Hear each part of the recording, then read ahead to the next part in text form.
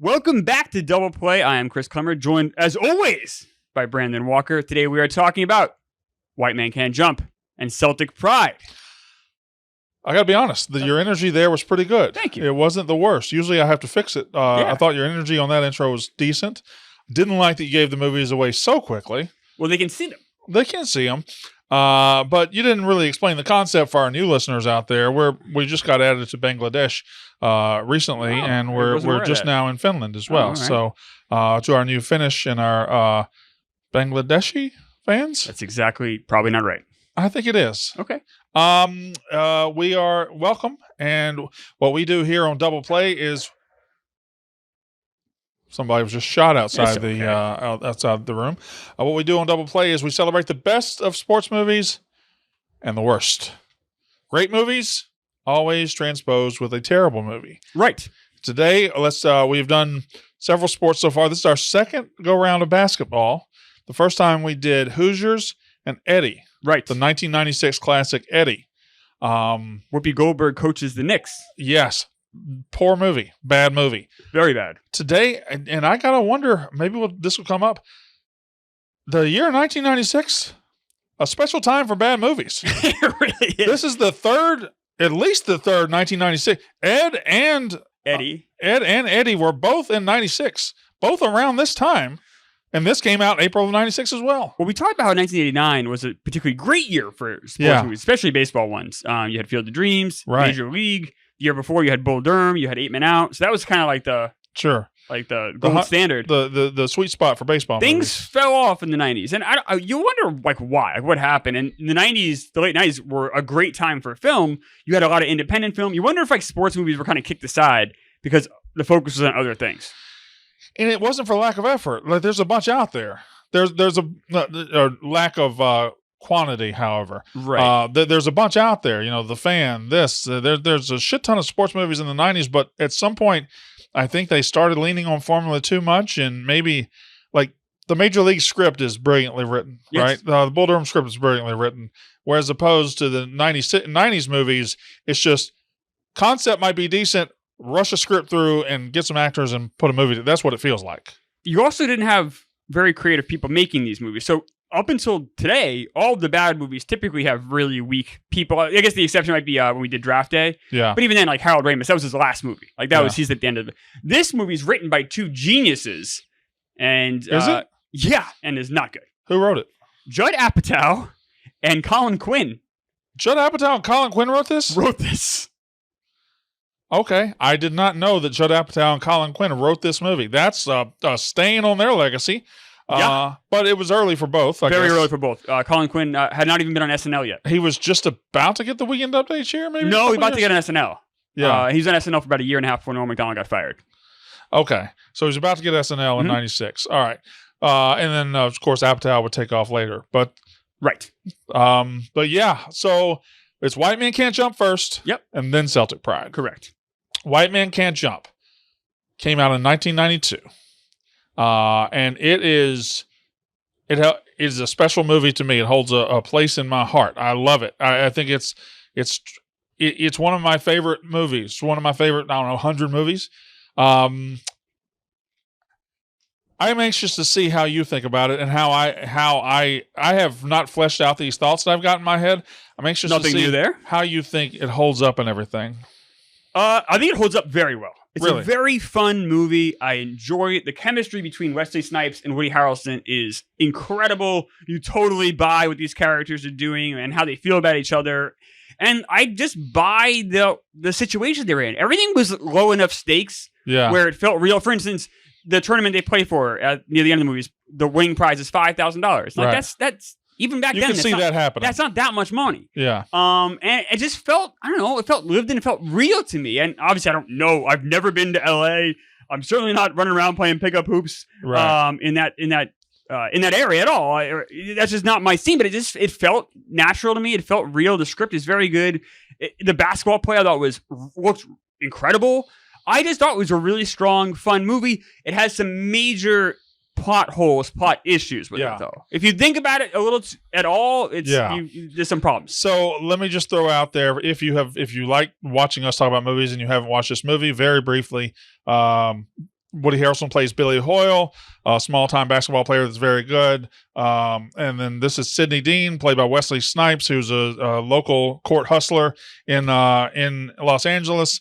They get together. He hustles. Billy Hoyle hustles Sidney Dean at the very beginning.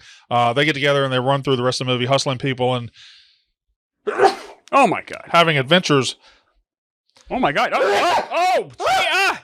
Jesus Christ! Oh, that's so disgusting. It's so gross. Everybody sneezes. Imagine the shits this man takes. Everybody sneezes, Klemmer. Good Lord. But anyway, they get together and they have adventures throughout the rest of the movie and all that. But the adventures, you say adventures, but like they don't feel weird or like they feel organic to these characters. There's a couple of times it gets maybe borderline ridiculous, but not really. I don't know. I felt like I don't think a security guard is getting somebody on the Jeopardy lot to play Jeopardy. Well, that's not how Jeopardy's. Once we go down that road, this is where I have major. So I'm talking about just these two, and the situations they get into, especially the first 2 acts of the movie. I feel real. It's when the Rosie Perez stuff comes in. It's problematic. To me, it felt like what happened in this movie was they had the first 2 acts of the movie that are borderline perfect, and it's lighthearted and it's funny, but it's also it's got a little bit of good not contact collision confrontation. It's got good back and forth between these two. Great back and forth between these two. Yes. And the first 2 acts are perfect. And it's like they got to the end of the second act and it's like, oh, fuck, we forgot to write the rest of the movie. Yeah. And then they kind of just meander along until the movie ends. Yeah. The movie itself as just a linear plot and story is not great. But these two are such dynamic actors and on-screen presences, and the basketball is so fun that it carries it to good status. Yeah, no argument here with any of that. I completely agree. And I didn't even talk about the Rosie Perez thing for a second. Like, I didn't mind seeing their domestic lives at all in the first 2 acts of the movie. It's the third act when that kind of trumps everything, and it trumps even the basketball. Right. That's when it all falls apart. The basketball then becomes serving that. Right. And that's where Ron Shelton. Yes, so Ron Shelton, he's directed. All right, now 9 sports movies. I gotta stop you there. I think if you were to build this mythical sports Hall of Fame, sports movie Hall of Fame that I have said, and you built it like saying, all right, the first class, we're going to have the 5 best actors, the 5 best actresses, and the best director. Ron Shelton would have a big claim towards that director spot of being the first director put in the Sports Movie Hall of Fame. I would consider John G. Avildsen. All right, so let's lay out Ron Shelton's case. Bull Durham. Yeah, I mean, yeah, all time. A top 5 baseball movie. A lot of people say it's the best baseball movie ever made. Not Bull Durham. This movie. Yep. Tin Cup. Yep. Now, you said 9. What are the 9? I counted them because I was. So it's The Best of Times, which was Robin Williams, Kurt Russell. That's a fine movie. That came out 86. 88's Bull Durham. Okay. Now I'm skipping his non-sports movies. 92 is White Men Can't Jump. Sure. 94, he did 2. Blue Chips and Cobb.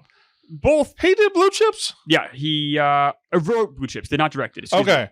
All right. So, but he wrote Blue Chips and he directed Cobb? Correct. Cobb is fine. And he wrote Best of Times. Excuse me. Did not direct I'm sure Best you've of seen Times. Cobb. I have. It's fine, right? So when it came out, it got skewered. People hated it. It's not that bad. It's also not good.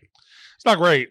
Tommy Lee Jones is a lot. But anyway, that's still a decent entry. All right, keep going.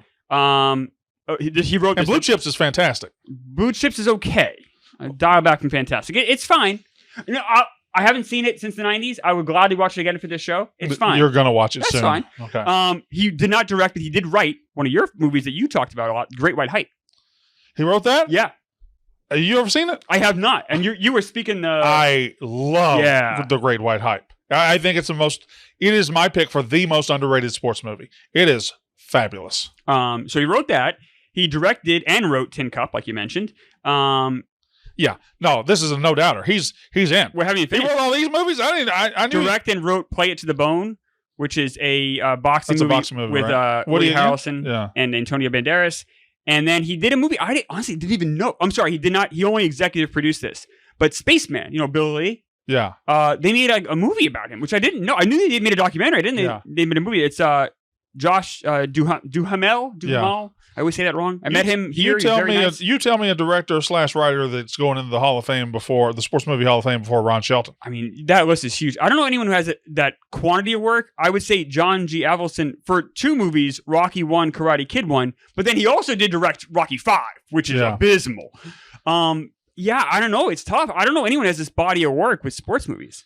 No, I think he's our guy. If you love sports movies, he is the guy that has gotten the most made and has done some of the best ones. Yeah, none of these are bad. Too? None of these are bad. I guess if you say Cobb's bad, some people could say Cobb is bad. I think it's. And fine. I haven't seen Great White Hype, but you say it's very good. Great White Hype is. I have not seen Play It to the Bone. Like I want you. I would like for you to forget this show exists and don't wait to do it. I want you to just watch Great White Hype whenever you can. All right. I just want to have that. We should have it for the show. Well, then pick a bad boxing movie because a successful bad boxing movie because we have to have some sort of reason. Yeah. So I love Great White Hype. The cast, the cast seems amazing. So So I mean, look, Ron Shelton, that body of work, Tin Cup as well. It's very as a sports movie Hall of Famer. Yeah, I don't know. I think you have to have him in there. Now, you're very wealthy. You always talk about how much money you have. Are you going to build this Sports Movie Hall of Fame? Don't tempt me with a good idea, buddy. Don't tempt me with a good idea. And put it in maybe we can put it in the Hoosiers gym in Indiana. Oh, we wouldn't do it here in New York or in Chicago. You do it in. I guess that makes sense. People have to travel a bit, right? Cooperstown. Yeah. All right. The NFL Hall of Fame isn't in New York City. It's in Canton, Ohio. That's right. Basketball Hall of Fame isn't in Boston. It's in Springfield. Isn't it like a strip mall or something? No, they have it. It's horrible. It has. I've heard it's a bad one. The building looks cool from the road, and you go in there. It is so boring. It is the worst. It is such a bad Hall of Fame. It's unfortunate. Yeah. All right. So back to White Men Can't Jump. Mm-hmm. It's Woody and it's Wesley Snipes. Mm-hmm. Now in 1992, Wesley Snipes was already a thing in movies, right? He was, and Woody had been in a couple things as kind of pieces, but of course he was on Cheers. Oh yeah, I'm talking about movies though. Yeah, but I'm just saying people knew Woody Harrelson, but he wasn't a movie star yet. Correct. He was not a movie star yet. I think this is what made him a movie star. It is. And this solidified Snipes as a star, even though he had a couple things already. Yeah, I mean, we were talking about in Major League. Was this did Passenger 57 come out in this exact same year? I want to say it was very close. It was very close. Because Passenger 57 was his first action movie, which is also I like that movie too. Great tagline. What was it? I think it's Always Bet on Black, right? Yeah. Wesley Snipes. So let's see here. He had a run. People forget in the 90s. He had a hell of a run. He really did. Did New Jack City, Jungle Fever in 91. Big movies. 92, White Man Can't Jump, just like you said. Passenger 57. 93 does Raising Sun with Sean Connery. Demolition Man with Stallone. Yeah. And then does Wong Fu, Thanks for Everything, Julie Newmar, which was like a critical hit in 95. Did U.S. Marshals. That was the sequel to Fugitive in 98. Yeah. So, I mean, that's a pretty good run there. When did he do all the Blade stuff? That was later? I think that's the late 90s. Okay. Because he did all that. I mean, Wesley Snipes had a hell of a run. He did. And I like Wesley Snipes. I just like him. Charisma off the charts. He's just an actor that I really enjoy, and I like Woody. I like. Now, what I'm about to say might be sacrilege to you. Okay. As a Boston guy. Mm-hmm. Cheers. No, don't. Cheers. Post Coach and Woody Cheers is better than Coach Cheers. Oh, yeah, I agree. I'm going to say a bigger one that doesn't pertain to this story. I'm okay with that, I guess. Rebecca Cheers better than Diane Cheers. Yeah, I understand that. I'm probably lean more toward the Diane Cheers, but I'm not going to argue that. Both are great. Both are great. Coach is funny, but Woody's incredible. Woody's so great. And what a tough spot. Think about this guy. This guy's a young guy, had no real acting experience. You hadn't really seen him much. He takes over a pretty lovable role. Right. Cheers at that point had finally become a monster hit. And you got to replace this guy, and he did it seamlessly? Yeah. To the point where, like you said, you appreciate his episodes more. That's wild. Yeah. And then launched, this launched his movie career, and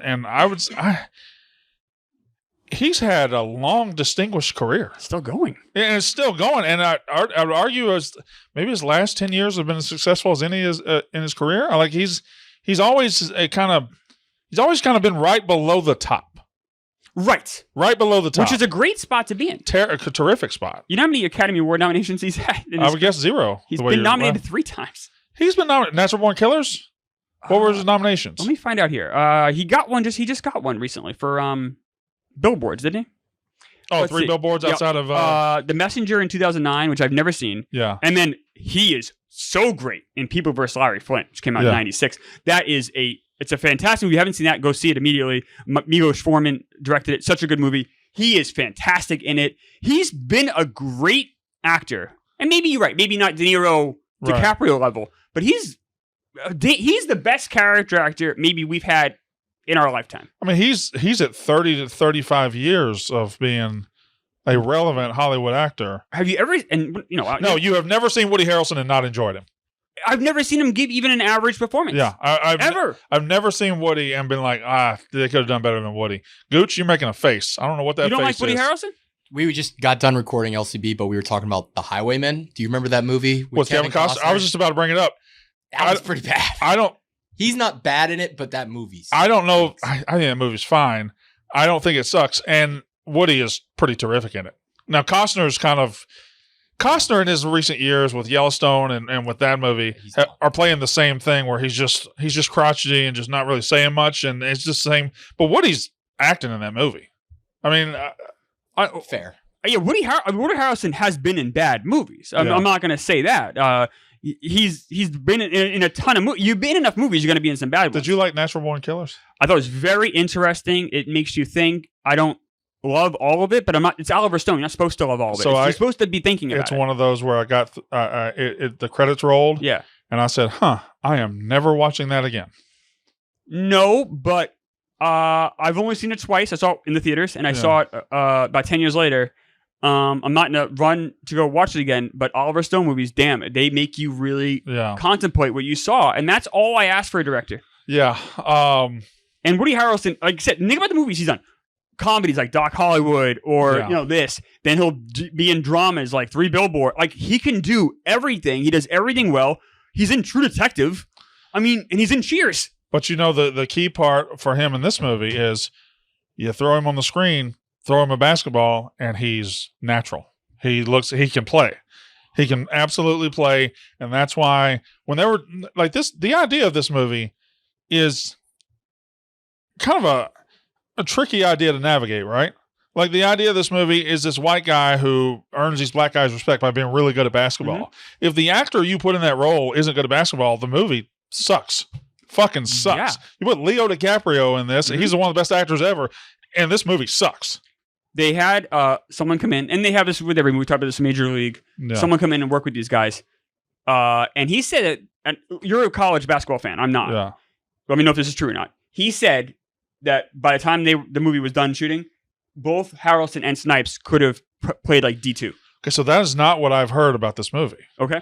Well, I've always heard Harrelson can play. And the guy said Harrelson is better than Snipes. And I've always heard Snipes, they really had to edit around because he's an athlete. He's got an athletic build, but he can't play basketball. I believe your story more than mine because Major League, they had to put all of his running stuff in slow motion because he's such a slow runner. And there's a couple clips in this movie where they do slow it down, but you can still tell his dribbling is clumsy at best, and it's a little awkward. Whereas Woody, they don't have to do anything with him. So you think maybe Woody could have maybe played D2? I think Woody Harrelson can play basketball. Yes. Yeah. And I think Wesley Snipes is a great athlete, but cannot play basketball. I believe yours. Like I said, I believe yours take more than mine. Now, you had not seen this movie since seeing it in the 90s, correct? I saw it like the year after it came out. We rented it. All right. Did you like it? I liked it a lot. Yeah. Now, this isn't going to be... I'm going to give it a score, and you probably going to like make a face about it, which is fine. Remember, it's 0 to 100, so 50 is average. But I think this is a very good movie. I was very entertained. We haven't gotten into some of the problems with it yet, though. We can do that now if you want. Well, before we get to the problems, let's get to the parts that I think are perfect. Because I really think you have 3 movies here. Okay. You have the first couple of acts, which is leading up to them teaming up for the tournament. Okay. So the first 3 scenes, basically, the first 3 major scenes are Woody showing up at the park in Venice Beach and hustling Wesley Snipes. And then they get together and they hustle somebody else. And then the third little part of that act is Woody Wesley Snipes betrays him and uses somebody else to hustle him out of money by throwing the game. So that's the first part of the movie. And that movie right there is elite. From the first scene to that is fantastic. That first 20 minutes where Woody shows up to the park and Wesley Snipes and Kadeem Hardison and all that are out there playing ball is just funny as fuck. It feels like just guys being dudes, dicking around, playing basketball, talking shit. Because even they'll talk shit to each other and then they'll like go home together. Yep. They're friends. And then Woody gets taken out of the crowd, gets out there, throws a couple of passes, challenges Wesley Snipes to a shooting contest, beats him. That the first 20 minutes is among my favorite in any movie ever. I love it. It's really interesting. So I have a few things about the first 20 minutes. First thing is this movie entirely a dream? Because Woody fell asleep. The very first thing we see is he walks this movie by. is absolutely not a dream. He walks by the three, basically the singers, Greek chorus, the movie. They come up again, and they're very good. And then he lays down and falls asleep. And you get a shot from above, which typically is what filmmakers use when they're. Yeah. That's usually a sign, or the person's like, we're kind of leaving this world, if you will, typically. But then it never goes back to. I almost expected at the end of the movie, because I hadn't seen it in so long. I'm like, are we imagining this?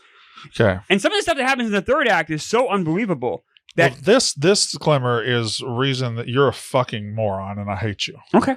No, he lays down. I'm not saying I believe it's in the morning. He lays down, and then it just kind of fades away from him up into. You see the sun shine through the basket, and then the ball hits the chain net, which is a beautiful shot. Mm-hmm. It just says. I think it doesn't say he's sleeping. It just says, "All right, it's go time now." Okay.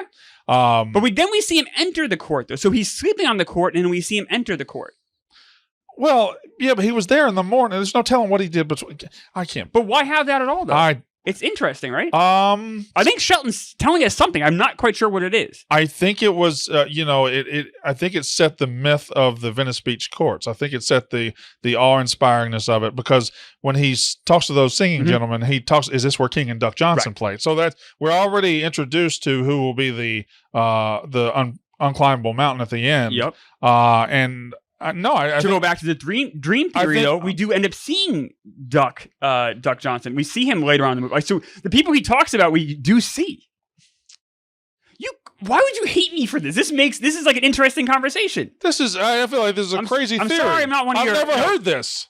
That's why you're talking to me about it. Maybe when you talk to your hillbilly friends that are running around, I like basketball, and that's all they can say about the movie. With me, it's gonna be a little deeper conversation. That is stereotypical hillbilly. They love basketball. They do. This fucking guy. But then the second part of the movie is probably that tournament where that's about a 20-minute scene. Oh, I do want to talk one more thing about the first 20 minutes. And then the last is really everything that happens after that, which is, to be honest, a mess. Yeah. The first 20 minutes, you talk about how great it is, and it is great, but it's also very different. There's no plot at all. The first 20 minutes, there's no plot. You're just kind of meeting these characters. And I like that. I like that they're like, we don't need to have a bunch of narrative. We don't need to have a lot here. Let's just meet these guys and see the world that they live in and see the world that is unique to us. I'm not from LA. I don't know what it's like there to play basketball. So to be introduced to the world and then see it in an entertaining way with two such, like I said, charisma off the charts, both these guys. And you're learning about like hustling, who's hustling, who we don't know. The way Shelton did that was brilliant. The first 20 minutes of this movie are great. No, I think the first 20 minutes is remarkable. And if the last 70 minutes of this movie were as good as the first 20, it would be an all-timer. It's 2 hours long. This movie's whatever. Yeah, minutes. it does drag. It drags a little bit in the middle and the end. The end especially.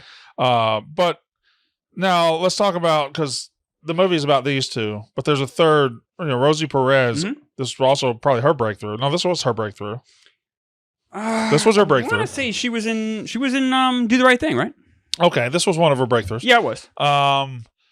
Now, phenomenal movie tits here.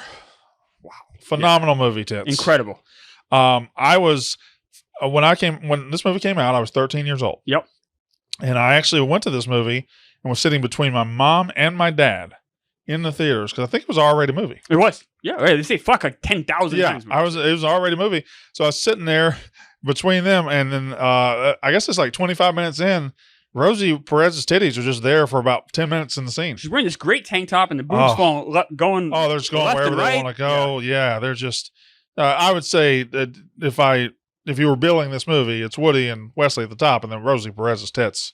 Oh, really? Third, yeah. Okay. Did they get an Oscar nomination? Not this year. They would in later on though. Okay, but only the left one. Well, it was always the better one anyway. Yeah. What else you want to talk about with this movie? Oh, let's talk about the problems with it. And Go ahead. A lot of them reside not with Rosie Perez, who I think actually gives a really good performance. One more thing before we get to the problems with it. Sure. We like to judge the actual quality of the sports played in these sports movies. Yes. Outside of some fantastical leaps that you have to make, like sometimes they'll do like 3 spin moves and then a behind the back pass. Outside of those, the basketball looks pretty pure. Looks pretty good. Outside of movies that have, like Eddie had actual NBA players. Yeah. Outside of that, this, I would say, not only is the best basketball I've seen in a movie from actors, it might be the best sports I've seen in a movie by non-athletes.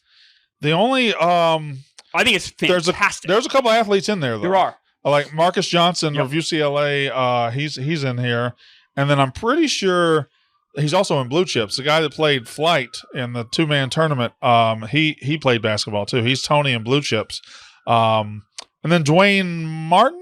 Dwayne Martin plays Willie Lewis. He's also in Above the Rim. I think he could have played a little ball too. The guys they got it's fantastic. You need it for this movie because you're playing 2-on-2. There's nowhere to hide. So you need guys that can play really well. Like you said, this movie doesn't have good athletes. It doesn't work. I think this movie, the basketball scenes are sensational. Yeah, it's terrific. It's the way it's shot too. Shelton's really good. It's fun, exciting. You think, oh wow, I'm watching pickup basketball too. It's never boring. No, it's always exciting. Yeah, no, great job. It's really good. He does the slow motions well, and then in the last game, I thought that he used the music and stuff too. Yeah, and which doesn't really come up that much in the rest of the movie, but it does in that last scene.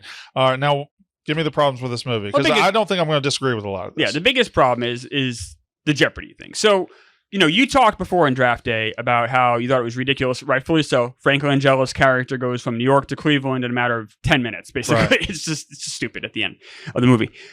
Rosie Perez ends up. So Wesley Snipes knows security guard that works on the Jeopardy lot. Right. He somehow gets Woody Harrelson on the lot, fine, and then somehow Woody Harrelson makes a phone call on the lot or talks to someone. Next thing you know, Rosie Perez is on Jeopardy, all within the same 3-day period, basically. Yeah. And that's not how. That's not how Jeopardy works. Jeopardy tapes 20 days a year. What they do is they'll tape 10 episodes in a day. Yeah. Boom, boom, boom, boom. Alex Trebek had the best job in the world when he was alive because it was literally 25 days a year you work. Yeah. The idea that they then would bring this woman on who they don't know. Plus, if you do Jeopardy, you have to take a test. There's a whole process. Well, it's funny because the 3 contestants that come out are an English professor, a rocket scientist, and then a former go-go dancer. Right. And there's nothing she ever has to prove. She also during the entirety of the show is studying for Jeopardy. Mm-hmm. She's studying foods that start with the letter Q. Right. She ends up getting that category on her show. Right. That's just not how Jeopardy works either. I mean, Slumdog Millionaire, you kind of have that whole thing. I mean, I guess that once again kind of goes back to, I know you hate this theory, the dream theory. So that kind of stuff, when it permeates through, though, you have to think about it. Okay. But so it's so so either it's this then, Brandon. It's either a dream or it's really bad screenwriting. So here's the issue I have with it. When they wrote these 2 characters, and I feel like they put those first basketball scenes together, they had I mean, it was great. It was great writing, but then they had to come up with conflict. Then they had to come up with problems. Then they had to come up with things to take the story elsewhere. And the basketball on the scene on the film is fantastic, but the actual story writing is not great. No, the story writing is actually very poor. And at the end of the movie, it proves that. At the end of the movie, if you haven't seen it, I'm going to give the end of the movie is one of the more disappointing scenes I've ever seen. He loses the girl. He spends the whole movie trying to get the girl. So then all of it's for nothing? What are we doing here? So it comes down with about 30 minutes left in the movie. He is presented with a choice. She says, if you play in this basketball game for $25,000, I will leave you. And what he's supposed to do is he's supposed to go play in the game, win the money, go back and win the girl back. Mm-hmm. And he goes, plays in the game, they win, and he doesn't get the girl back. Mm-hmm. And I guess maybe that's the choice he made, but this is not some sort of Shakespearean epic. Give him the fucking girl back. Give him the girl back.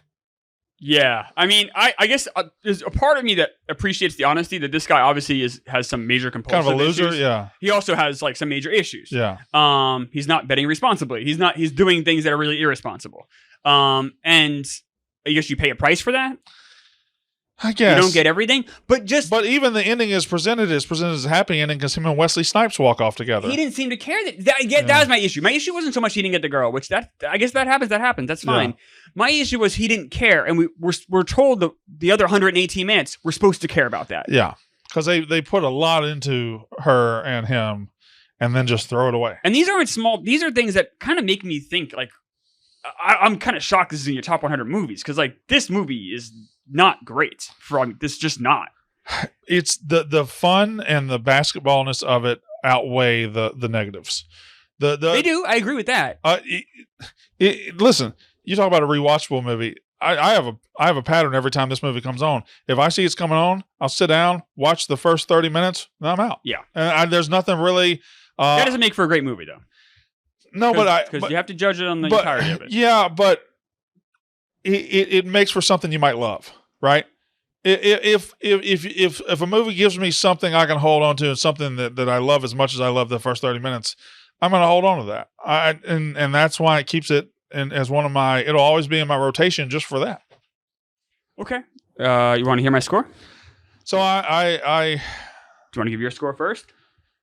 I'm going to give it an 83. Okay, that's very fair. I'm going to give it an 83. If I could break the score down and give like the first half a 95 and the second half a 50, I would. But not doing that, I'll just put it. It's probably a little worse of a movie than 83, but my affection for it raises it up a little bit. I'm going to give it a 75. Okay, so that's not bad. No, I really, and like I said, I know 75 you'd think C, but that's not what I'm saying here. I'm saying 50 is a C. This is a very good movie. This is a movie I would recommend people to see. The ending does fall apart, but there's, like Brandon said, the good outweighs the bad. And these two guys, and no surprise, they became really great friends after this movie. Well, they tried to run it back a couple times with this movie, yeah, right? Money Train. Yeah.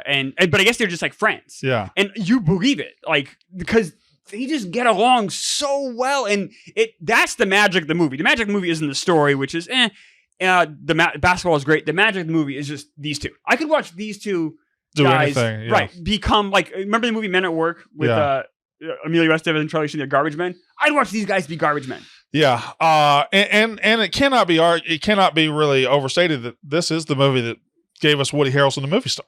Yes. And that's not a small thing. Now, we always have this conversation. You have to separate it here. Who's the MVP of this movie? Oh, no, that's. I think it's easy. I don't think it's easy at all. I have my answer. But as good as Snipes is, yeah, I think it's Woody's movie. I agree. It's not. I would not say it's as easy at all.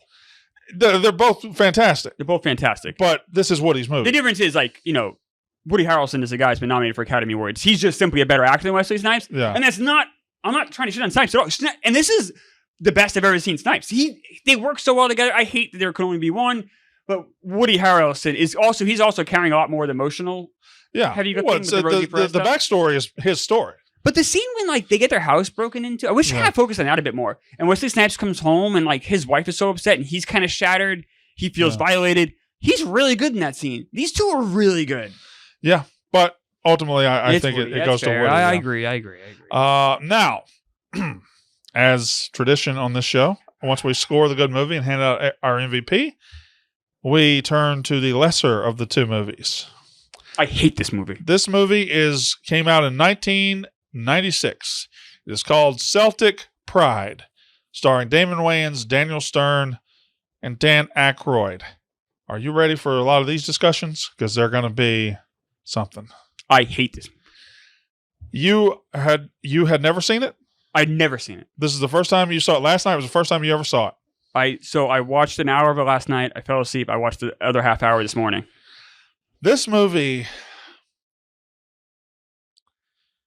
is aggressively. It's a great word. It's aggressive in all of its nature, right?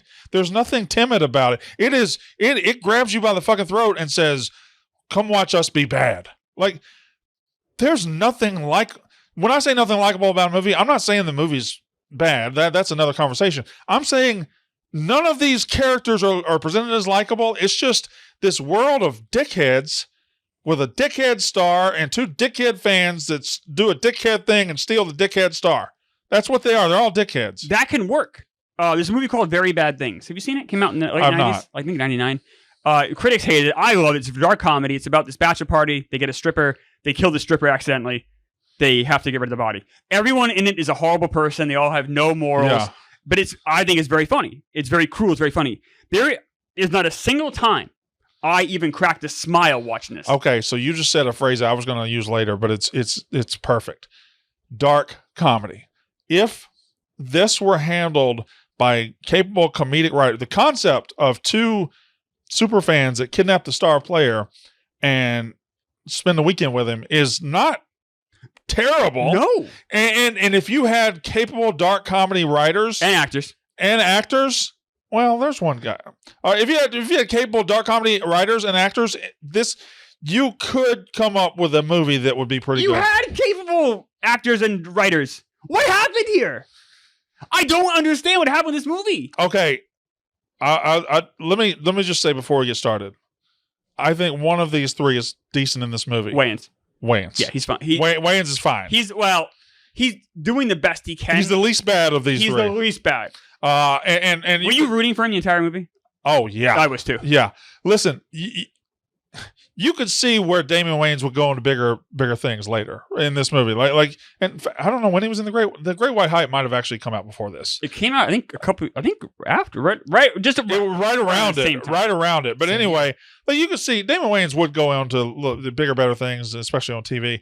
But this might have been. Was this the end for Stern? Yeah, I guess around there. All right, we're going to break down this movie, but we got to break down two of these actors right now.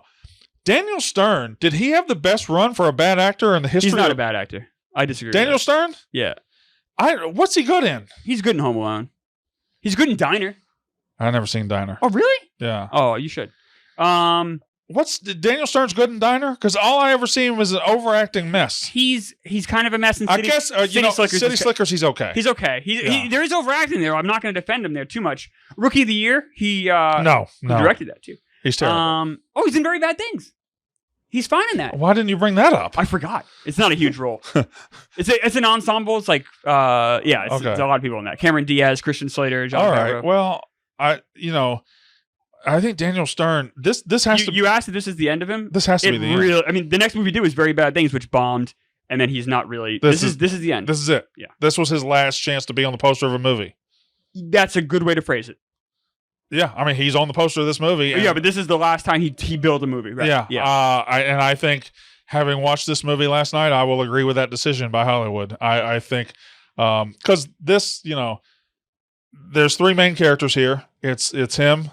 And this is how poorly the movie's written. I watched it last night. I can't tell you the characters' names. Lewis Scott, random Lewis Scott's a basketball player, yeah. and Dan Aykroyd plays Jimmy, but I can't remember his name at all. Daniel Stern's. Mike O'Hara. Mike O'Hara. Fine. I had to look it up. I didn't. If you've never seen this, and I assume you haven't, please don't. I wouldn't recommend it. But it's Mike O'Hara, played by Daniel Stern, and Jimmy, played by Dan Aykroyd. They're two loser fans who are obsessed with all Boston sports, the Celtics, the Bruins. They live vicariously through them. It's costing Daniel Stern his marriage. She divorces him in the very first scene of the movie, or tries to divorce him. Well, where does she divorce him? Let's circle back. Okay. Put a pin in that. That because this. Right off the bat. I didn't remember that scene. I was watching it in the theater. Right off the bat, you've made a mistake buying this movie. Fuck. But anyway, Daniel Stern is so obsessed that it cost him, and they're about to win. They got Game 6 at the Boston Garden. They're playing the Utah Jazz. Utah Jazz win. Lewis Scott scores a bunch of points, and they come up with this idea: let's get him drunk and get him hungover. They end up kidnapping him, and that's your movie. What the hilarity that happens after they kidnap him. But to open the movie, Daniel Stern is browbeating off-scene characters. And he's coaching basketball, and he's really getting into them, telling them to go to the pivot and do this and get off your ass. And then you turn around, and it's what I would say a gym class full of 8-year-old kids. Yeah, third graders. 7-year-old kids. And And his wife walks into the gym class, serves him with divorce papers, and he just yells at her, "Get your ass out of here. You don't understand me."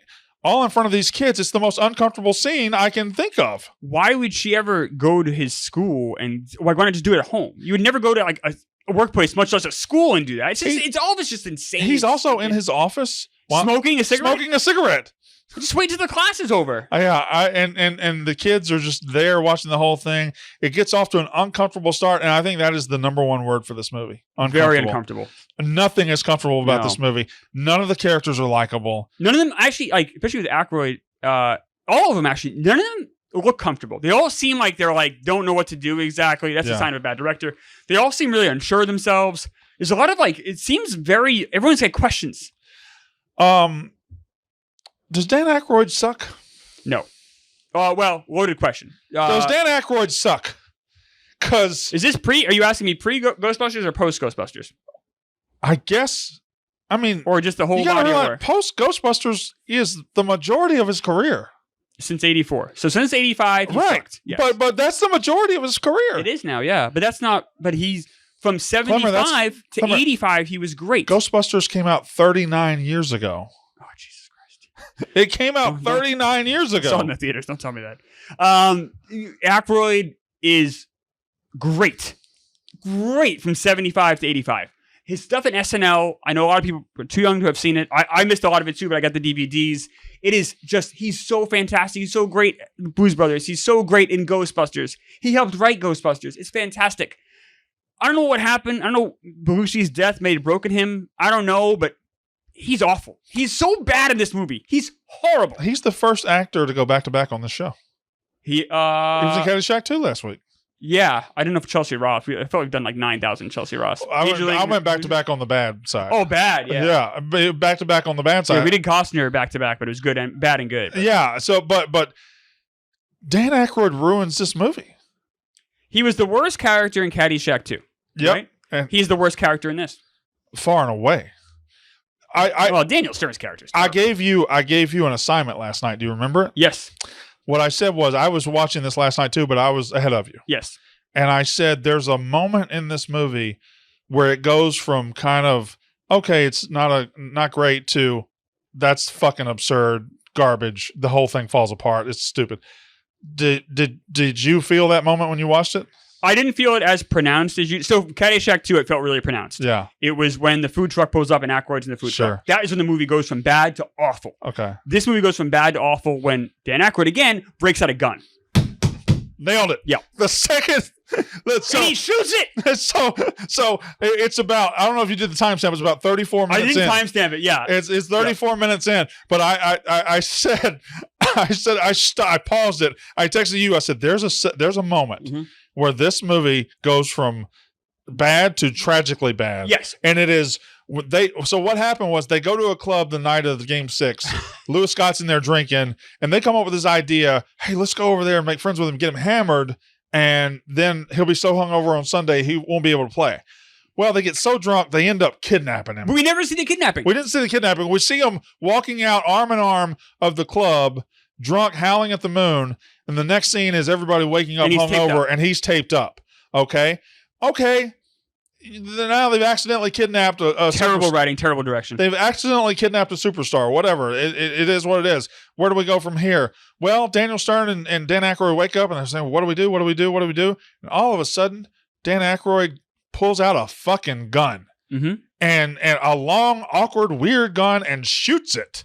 And it's like, okay, well now near the characters, not like in the off, like near them. Now we've got just a major crime on our hands. And like, this is no longer a fun basketball movie. This is a criminal escapade of bumbling idiots. Of like something that like if Damon Wayans' character in real life would never get over. Like that would be so traumatic and so horrible. You'd be like, I would never, because at the end of the movie, obviously, no shock, they work things out, they all become friends. That would never happen. That's when it goes too far. And the same thing with Caddyshack. And I think sometimes when these movies have bad scripts, we'll just escalate the violence or we'll escalate the risk. Yeah. It doesn't work that way in comedies. It makes it worse. Yeah, it's wretched, and from that moment on, it's one of the worst movies. It's one of the worst movies imaginable. It's one of the worst movies I've ever seen in my entire, not sports movies. I'm saying this is one of the worst movies I've ever seen in my entire life. You know, I don't think it's as bad as some of the movies we've seen. Like, I think Caddyshack 2 is markedly worse. This is the worst movie we covered in the show. You think this is worse than Ed? I'm giving him a lower score than Ed. Oh, you're going to be shocked by my score. That's how much I hate this. You're going to be shocked. I hate this. You are going to be SHOKKED by my score. Shocked. It's going to be incredible. It's that Mississippi school system. Hard at work, right? I'm more successful than you. I just need you to know that. No, there's absolutely no. No, I guess you're right. No, I don't. Listen. No, I mean, you're right. No, you're right about like working here. Yeah, I guess. Yeah, well, maybe. I don't know. That's fine. That's okay. Where'd you go to school? Oh, I went to a horrible school. Okay. I went to a great high school, horrible college. Okay. It's a bad movie. Who's the least valuable player? Oh, Aykroyd. But like Dan Aykroyd. No, actually, you know who it is? Whoever wrote it? I was going to say Apatow and Judd Apatow. All right. You told me those two wrote it? Judd Apatow. Why does it suck so bad? I don't. That's why I'm infuriated. Judd Apatow wrote this with Colin Quinn. Colin Quinn is one of the funniest people. He did a one-man show a few years ago. I saw that. I've seen him do stuff at the Comedy Cellar. He's fantastic. He's always funny. He's great on SNL. Judd Apatow, I know he's kind of gone. But over like, the last 20 years, he's got fingerprints on 5 or 6 of the best comedies ever made. 4-Year-Old Virgin. I mean, think about the stuff that it's a laundry list of great movies. He wrote another comedy in 1996. You know what it was? The Ben Stiller Heavyweights. Is that right? Cable Guy. Oh, that's right. That's right. He didn't get writing credits on it, but he did write the script. It was like a weird argument with WGA. That's right. Yeah, absolutely right. Good call, Gooch. And that's a messy movie, but it has some. It's good. Yeah. I enjoy that movie. Do you like Cable Guy? Never saw it. Really? It was one of those where I believed the critics were like, "This is a weird departure for." It's weird because some weeks or some movies I would just go see based on my own intuition. Some I would be like, "Oh, let's see what USA Today says about it" or something like that. But this movie was like, I remember this movie being previewed in other movies, and the previews made it look okay. Right? The previews made it look okay. And I remember being very excited for this movie. Very fucking excited. The concept could be funny. And nope, Judd Apatow failed me and Colin Quinn failed me. So the director... Who's the Saturday Night Live actor that shows up in this movie? It's not... Darryl Hammond. Yeah, I've also seen at Comedy Cellar. When I saw him at Comedy Cellar, he was so coked out of his mind. He had coke on his face. Huh. He was out of his mind. The director is Tom DeSergio, who, this is going to really surprise you, never directed again.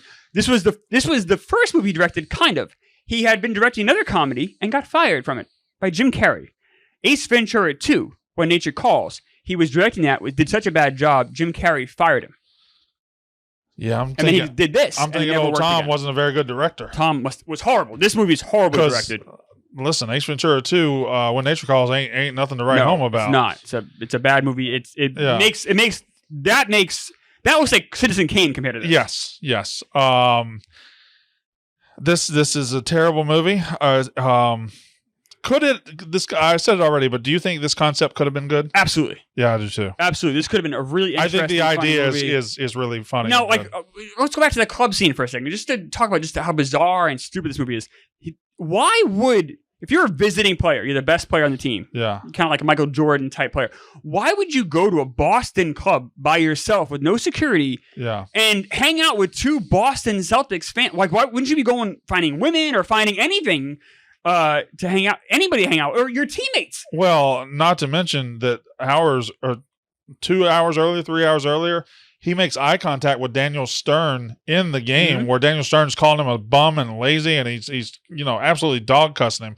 And then they end up tricking him into drinking and all that. Again, I don't hate the concept or the idea of any of that, but no, the reality of a star NBA player going from Finals Game 6 to a bar by himself in a visiting city is not accurate.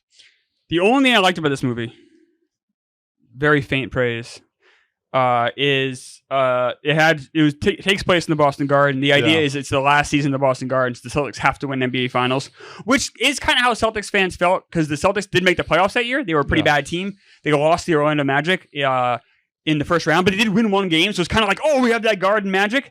It was fun seeing the Garden Like the old ads. Yeah. I like seeing the parquet. I like when they walk in, you see, because I went to the Garden a few times as a kid. Yeah, they came in through that tunnel. It was like, it just brought back some nostalgic memories for me. The place was a dump, had no air conditioning. Boston Garden sucked. But it was fun to kind of see those things that I hadn't seen in a few years. Now, I would like to take the three of us and take a time machine back into like 1994 or 95. Mm-hmm. And I'd like for us to write a movie about the NBA. Because the NBA apparently was very liberal and forgiving with their license. And if you wrote a movie, if you wrote Forget Paris about an NBA ref, or if you wrote Eddie about Whoopi Goldberg, if you wrote this, they would give you their stadiums, they would give you their uniforms, they would give you some of their players. They would give you everything. Yes. Like Eddie had real NBA players. Now, this one didn't have any NBA players. The only thing it had was Marv Albert and Bill Walton. Right. And Larry Bird is a cameo. Larry Bird has a cameo. Which is crazy because Larry Bird is not one to do cameos. No, and he's also just not very good at them. No, but I was shocked. When he popped up, I was blown away. I couldn't believe it. I mean, I've seen... he also had a cameo in Blue Chips. Yes, he did. But and Bob Cousy's also Blue Chips and also in this. He is. He does show up in this. Maybe they have the same agent. That would not surprise me. Something like that. Right. But yeah, but the basketball isn't garbage, but it isn't good either. It's pretty bad. I've seen worse. Yeah, but it's not what I would call good. Damon Wayans, you can tell, really isn't a basketball player. No, but he can fake it to some extent. He fakes it decently. Yeah, I've seen worse. But there's some there's a couple of dunks he has where it's just obvious he's just up on some harness or something because he's like comically above the rim. Or there's a bunch of like stunt doubles because the back is turned. You can see it's obviously not him. Yeah. So there's that. I think the basketball's just okay. I'll tell you what, I didn't remember this, but the coach of the Jazz in this is also Shooter McGavin. Yeah, Christopher McDonald. Yeah. Who he's actually okay in this, but he's always angry, and we never know why. Once again, bad screenwriting. You can't have someone just be angry for angry's sake. Now, there was one scene that I thought was pretty funny. My favorite scene of the movie, or favorite moment of the movie, is at the end when Lewis Scott, at the final game, Lewis Scott shows up after being kidnapped, but the Jazz don't know he's been kidnapped. They just think he no-showed. So he shows up right before the game, and the coach just goes on an all-time tirade and benches him and says, "You got to sit there. I don't care. You're not going in this game." And then right before tip-off, he says, "All right, you've learned your lesson. Get up, go in." That was kind of funny. I didn't laugh, but okay. I was so angry at that point. It was near the end of the movie. I was just... And but that was a funny little. I kind of like that. Here's an example of why this movie is so bad from a structural point of view. So they end up doing a half-court shot. Dan Aykroyd does. He makes it. He gets a check for $120,000. Now, the scene right before that, they had a police chief or policeman, that I think was supposed to be their friend and becomes their enemy. I don't really understand his motivations at all. But he says, "Hey, look, if the Celtics win this game, fine." Because I made all these T-shirts. I made a bunch of these T-shirts. If they lose the game, you guys are going to owe me a lot of money. Right. Okay, fine. Celtics do lose the game. I always assume that check they got from the half court would then have to go to pay the cop. We never see that scene transpire. And we never see any explanation. So they won $120,000. We never see... He just wins the money. It's so bizarre. Well, they also... let's just not... If we're going to must have been cut. We're going to put a bow on this shit. They kidnap Lewis Scott. Lewis Scott escapes. Yes. After they kidnap him twice, actually. He escapes once. They go back and get him again. He escapes, ends up going to the game, wins the game. And then at what point would be the motivation for him to say they're my friends? None. Because at the end, the cop is like, "Did these gentlemen perpetrate a crime against you?" And he said, "No, they're my friends." No, they're not. Why did the cop want to arrest them? Because the cop knew about the crime. I know, but why would he arrest them, though? Because he's mad at him for the money. But why not just ask for... They never even asked for the money. I don't fucking They had the money. They got the half-court shot. He could have got his money back. I don't motherfucking know. I just don't understand any... Okay, so one thing... If I had to pick one thing I liked about the movie beyond the garden thing, this is a very small thing. Daniel Stern kind of has this dream that he could have been in the NBA. Yeah. And he plays Damon Wayans one-on-one, and Wayans just smokes him. Like, all right, cool. I'm glad they didn't make it like a close game or something. They showed like, no, you play an NBA athlete, you're gonna get destroyed. Okay. One more thing, if we're just doing things we liked about this bad movie, positive. I got one more. I hate this movie. I liked Damon Wayans' Nike commercial at the beginning. Me too. Where it was like, I'm not a hero, fuck your kids, stuff like that. Like that was a pretty good Nike. That kind of piqued my. I'm like, all right, maybe this isn't so bad. So the worst movie I think I've ever seen is Battlefield Earth. I think I've talked about it in the show with John Travolta. This is like that next camp. This is among the worst thing I've ever seen in my life. I never watched Battlefield. I don't. But I was just aware that it was. I mean, why would you watch it? It got shitty reviews. So I did a pop culture show before this. We had a fan vote. Guess what the fans wanted us to watch? The worst movie ever. So we watched that, and it was just horrible. Nothing. It is worse than this. Another redeeming thing. 91 minutes. Thank God. Yeah, very short. It was quick. So and I'm guessing what happened was it probably tested so poorly. It was so bad they must have taken a bunch of stuff out, including the scene with the cop and the money. That had to have happened because there's no reason why the cop would want to arrest them. But you can't just remove scenes. You're trying to rebuild a plot of a bad movie. I'm trying to make sense of what I saw. I spent an hour and a half of my life last night, this morning, and I don't understand what I saw. It was Dan Aykroyd, who was one of the funniest people in the world the year I was born, is in the unfunniest movie maybe and ever. In one of the worst performances I've ever seen. Besides his performance in Caddyshack, I don't understand what happened to Dan Aykroyd. It makes me angry. It makes me very sad. I don't get it. And like you're asking a fair question, does he suck? And that kind of like bums me out. I'm like, Brandon's my age. He's lived through Dan Aykroyd stuff. I gotta be honest, most of Dan Aykroyd's catalog probably sucks by this point. I can't argue with you. You asked if he sucks. I can try to defend his stuff that came out through a 10-year period, but he's been so bad for so long, I can't defend it. I have a Dan Aykroyd signed bottle of liquor at my house. That's how much I respect him. Even in 96, isn't he above this? Shouldn't he have been above this? I don't think so. Remember, he did an ABC show where he played a priest, a sitcom. Like he was pretty. He was still hanging on for. He wasn't top billing many comedies. Question about Daniel Stern. Yeah. Did Home Alone break him? Did that? But it's hard to say it broke him. I mean, that's his two biggest movies. No, right? I mean like overacting, I guess, because he's so over the top with this. Yeah. I don't know, because City Slickers, he plays pretty straight. Yeah, you're right. I just think he's not all that talented. I think maybe it has to be like the perfect thing for him to succeed. He also has to be, he leads this movie. He has to be like fourth or third or fourth. He can't be first. And he's first in this. And that goes back to Diner where he's very much part of an ensemble. Yeah, he needs to. City Slickers, he's third or maybe fourth. Maybe fourth. Crystal and Palance. Yeah. And even like Bruno Kirby's probably more than. So he needs, if he's third or fourth and can be in he's fine. Yeah. But if he's first. No, that's a great point. This movie could be so much better. I think if you look at it on paper, the names involved, the plot, it's you got the NBA buy-in. Yeah, it's Boston Garden. Boston Garden. I'm like, all right, I could, this is. Like I said, this is the worst movie. I'll give it my score now if you want. I mean, I hate this. Well, Ed was an 8 for you. Ed was an 8. So this is gonna be lower than 8. This is a 6. A 6. This is worse than Ed. Wow. I'm very comfortable saying that. I hated this. I was so angry watching it. It made me like, aggressive is a great word. I became kind of aggressive and annoyed, and it put me in a bad mood. I'll give it a 35. Oh my God. What?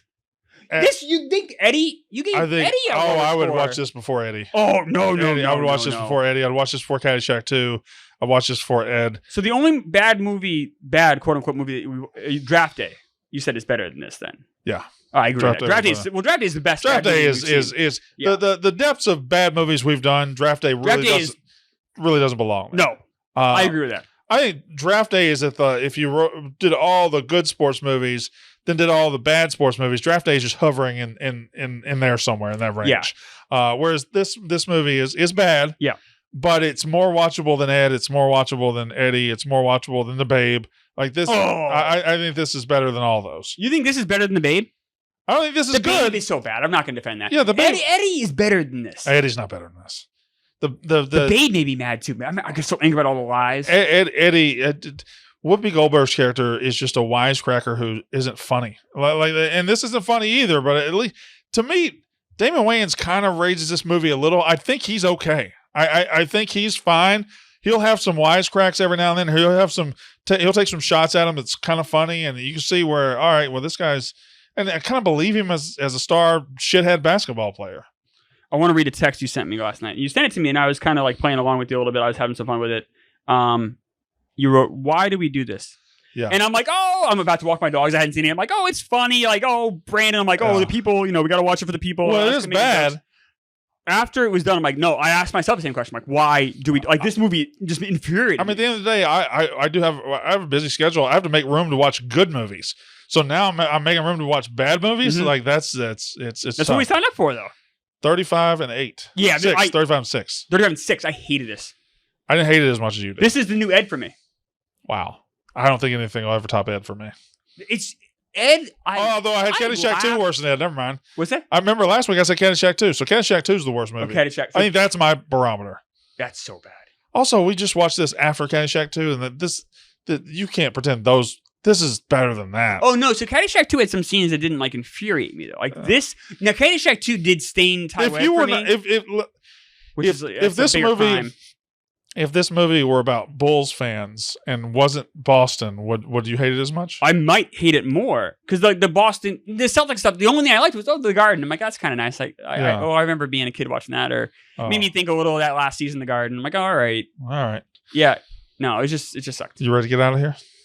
Do we want to do a trade? Or I don't have a good trade. I know like the trade idea is good. These movies are so bad. No, I do. I want to trade. Okay. I want to trade Lewis Scott for Wesley Snipes because Wesley Snipes would fuck both those guys up within seconds. Well, that'd be great. That movie beat the shit out of them. Wesley Snipes would destroy those guys, annihilate those guys, and Lewis Scott would be fine over here. So I don't know. I would hate to do anything to ruin this match. Yeah, I wouldn't want to ruin that, but I just. Can we replace? Who is the remember the in White Man Can't Jump? The guy that had the knife. Walter, that's Marcus Johnson from UCLA. Okay. Yeah. Can we put him in there so he can beat the shit out of these guys? Yeah. And then Damon Wayans, instead of him, might be just a tiny, fraction. Although he was really good too, though. Yeah. He was kind of a scary guy. I love that he goes and gets his gun and then goes and tries and sells the gun. Or he goes rob and he sells it. Like that whole scene was great. He's a basketball player. Yeah. Did a good job. He was really good. Yeah. I didn't even know that was. He was really good. Anything to just destroy these guys, I would be all for. Just kill them all. Yeah. Yeah. It was a bad. Oh, one more thing that pissed me off about this movie. His kid, just the ugliest little shit I've ever seen in my life. Oh, I don't know. I thought the kid actually was okay. The kid actually kept things pretty grounded. I'm like, all right, at least someone in this movie. Because his wife was, she's from NYPD Blue, Gail O'Grady. She was bad. Yeah. Not much to work with, I know. But wasn't much to work with. Like, none of the supporting parts were good. Like, there was nothing really that stood out. So there's certainly no Jensen Daggett in this movie. Oh, Jensen Daggett. We haven't talked about what we're doing next week. Do you want to do it here on the show? Yeah. Booze, give us a sport. You want a sport? What about... You guys already did boxing a little bit ago. Could do it again. I don't know bad boxing. We haven't done boxing on the show. We haven't done boxing in the show. We did it on the first run, but we haven't done it on this one. Yeah, do something in boxing. What's a bad boxing movie? It's a good question. Most boxing movies are baseline really pretty good. Yeah. Rocky V is famously horrible. Do we want to stay slaves to the good bad format the whole time, or do we ever want to pair movies that might be competing against each other? What are you thinking? Where do you do? Will Ferrell semi-pro Talladega Nights. Yeah, stuff like that. Certain guys, or if there's ever a double movie made, like the Prefontaine movies. I'm just using them for an example. Or there's ever similar movies in similar veins. I think that's fine. We like do that. Rookie of the Year gets a little big league, perhaps. Yeah, or Sandlot could be mixed in there somewhere. Yeah, so we could do something like that. We could. How about we'll just announce it on Twitter this week because we don't have it yet. Okay. All right. Let's do that. Finish us off. That has been Double Play featuring myself and Brandon Walker. We'll be back next week with an undisclosed movie. Why did you just introduce us at the end? Because I think it's important people know, who I am, who you are. People know who you are. If they're 59 minutes into this podcast, they're very comfortable. They're very familiar with who we are. Yeah. All right. They're always successful, Brandon Walker. They're more successful than I am, Brandon Walker. There you go. Did that make you happy?